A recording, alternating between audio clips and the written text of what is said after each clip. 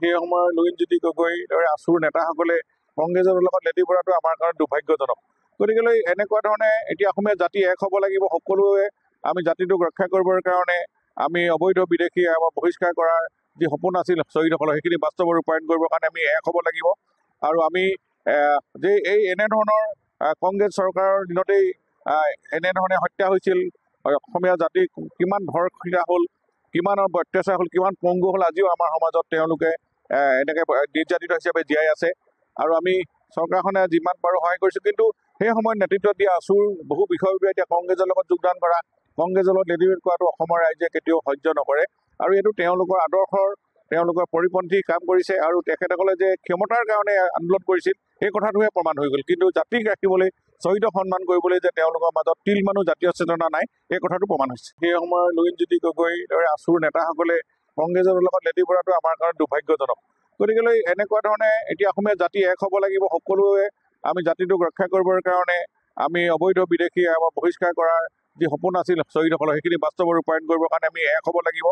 আৰু আমি যে এনেধৰণৰ কংগ্ৰেছ চৰকাৰৰ দিনতেই এনেধৰণে হত্যা হৈছিল, অসমীয়া জাতি কিমান ধৰ্ষিতা হ'ল, কিমান অত্যাচাৰ হ'ল, কিমান পংগু হ'ল, আজিও আমাৰ সমাজত তেওঁলোকে এনেকৈ নিৰ্যাতিত হিচাপে জীয়াই আছে। আৰু আমি চৰকাৰখনে যিমান পাৰোঁ সহায় কৰিছোঁ, কিন্তু সেই সময়ত নেতৃত্ব দিয়া আছুৰ বহু বিষয়ৰ এতিয়া কংগ্ৰেছৰ লগত যোগদান কৰা, কংগ্ৰেছৰ লগত লেলিমেট কৰাটো অসমৰ ৰাইজে কেতিয়াও সহ্য নকৰে। আৰু এইটো তেওঁলোকৰ আদৰ্শৰ, তেওঁলোকৰ পৰিপন্থী কাম কৰিছে। আৰু তেখেতসকলে যে ক্ষমতাৰ কাৰণে আন্দোলন কৰিছিল সেই কথাটোহে প্ৰমাণ হৈ গ'ল। কিন্তু জাতিক ৰাখিবলৈ, শ্বহীদক সন্মান কৰিবলৈ যে তেওঁলোকৰ মাজত তিল মানুহ জাতীয় চেতনা নাই, এই কথাটো প্ৰমাণ হৈছে। সেই সময়ৰ লুইনজ্যোতি গগৈৰ দৰে আছুৰ নেতাসকলে কংগ্ৰেছৰ লগত লেটি পৰাটো আমাৰ কাৰণে দুৰ্ভাগ্যজনক।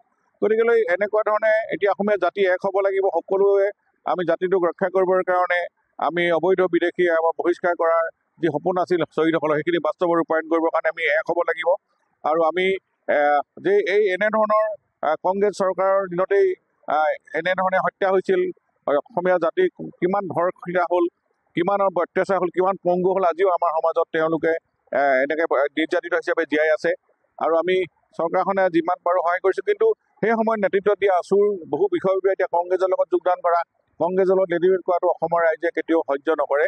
আৰু এইটো তেওঁলোকৰ আদৰ্শৰ, তেওঁলোকৰ পৰিপন্থী কাম কৰিছে। আৰু তেখেতসকলে যে ক্ষমতাৰ কাৰণে আন্দোলন কৰিছিল সেই কথাটোহে প্ৰমাণ হৈ গ'ল। কিন্তু জাতিক ৰাখিবলৈ, শ্বহীদক সন্মান কৰিবলৈ যে তেওঁলোকৰ মাজত তিল মানুহ জাতীয় চেতনা নাই, এই কথাটো প্ৰমাণ হৈছে।